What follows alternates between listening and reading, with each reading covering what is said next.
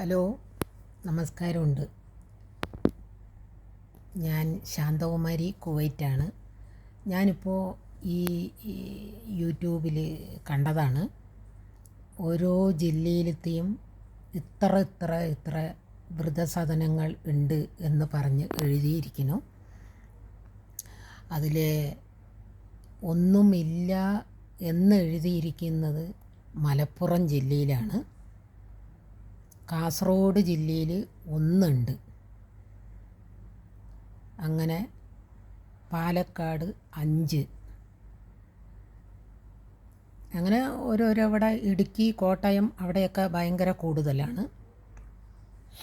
അപ്പോൾ ഈ മലപ്പുറത്തെ ജനങ്ങൾക്ക് എൻ്റെ ഹൃദയം നിറഞ്ഞ നന്ദി അറിയിക്കുകയാണ്.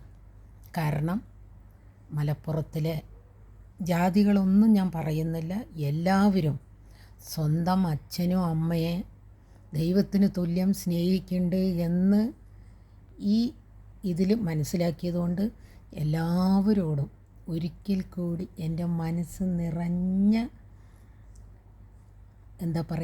നന്ദി അറിയിക്കുകയാണ്. നിങ്ങളെല്ലാവരും അച്ഛനും അമ്മയെ നല്ലോണം നോക്കുന്നുണ്ട് എന്നുള്ളതിൽ. പിന്നെ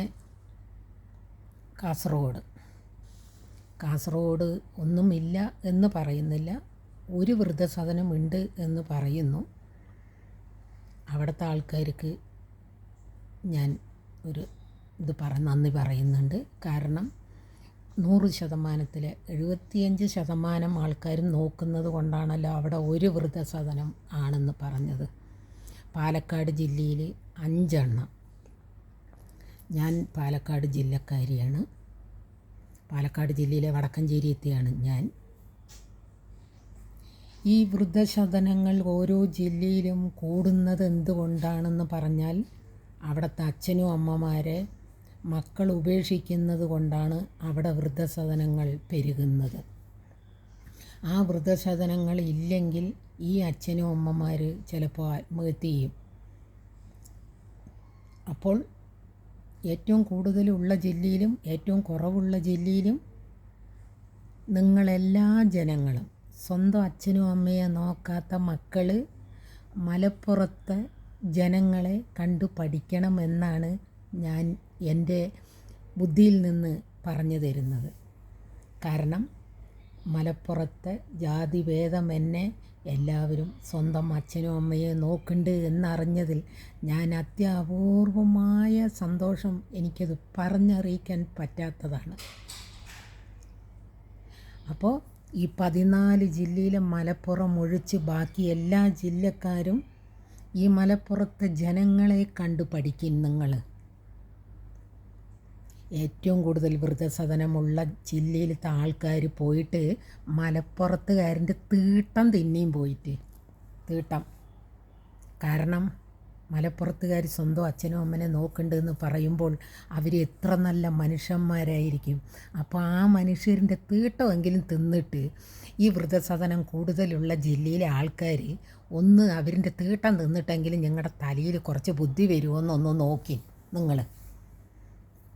എൻ്റെ ജില്ലക്കാരനെയും കൂട്ടിയിട്ടാണ് ഞാൻ പറയുന്നത്. ഈ അച്ഛനും അമ്മമാരെയും ഉപേക്ഷിച്ചിട്ട് സ്വന്തം ഭാര്യയെയും മക്കളെയും മാത്രം നോക്കി, അവരവരിൻ്റെ സുഖം മാത്രം നോക്കി ഈ ജീവിക്കുന്ന ഏറ്റവും കൂടുതൽ വൃദ്ധസദനമുള്ള ജില്ലയിലത്തെ ജനങ്ങളിനോടും കൂടിയാണ് ഞാൻ പറയുന്നത്. എൻ്റെ ജില്ലയിലത്തെ ആൾക്കാരോടും കൂടിയിട്ടാണ് ഞാൻ ഈ പറയുന്നത്. നിങ്ങൾക്കൊക്കെ നാളെ നിങ്ങളും ഇതേ സ്ഥിതി ആകുമെന്നുള്ളൊരു ചിന്ത നിങ്ങളുടെ മനസ്സിൻ്റെ ഉള്ളിലുണ്ടെങ്കിൽ നിങ്ങൾ ഒരിക്കലും നിങ്ങളുടെ അച്ഛനും അമ്മയെയും ഉപേക്ഷിച്ചിട്ട് വൃദ്ധസദനത്തിൽ കൊണ്ടാക്കുകയില്ല.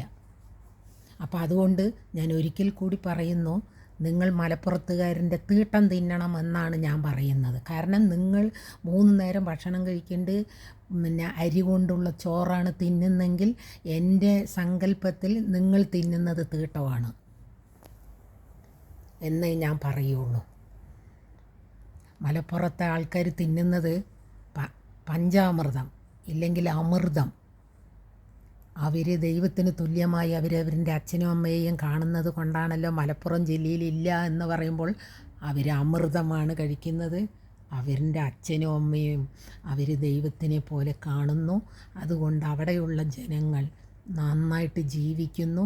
സന്തോഷമായിട്ട് ആ നാട് ഇരിക്കട്ടെ എന്ന് ഞാൻ അവിടുത്തെ എല്ലാ ജനങ്ങളോടും ഞാൻ എൻ്റെ ഹൃദയം നിറഞ്ഞ സ്നേഹം അറിയിക്കുന്നു. അപ്പോൾ ഈ വൃദ്ധസദനം കൂടുതലുള്ള ജില്ലയിലുള്ളവരും കൂടുതൽ ജില്ലയിലില്ലാത്തവരും എല്ലാവരും മലപ്പുറത്തുകാരൻ്റെ തീട്ടം പോയി തിന്നി എന്ന് ഞാൻ ഒരിക്കൽ കൂടി പറയുന്നു. ഇതിൽ ആർക്കെങ്കിലും പൊള്ളുന്നുണ്ടെങ്കിൽ അവർ കമൻ്റ് എഴുതി അറിയിക്കണം. അതിനുള്ള മറുപടി ഞാൻ അപ്പോൾ എൻ്റെ കയ്യിൽ തരാം. Okay, by.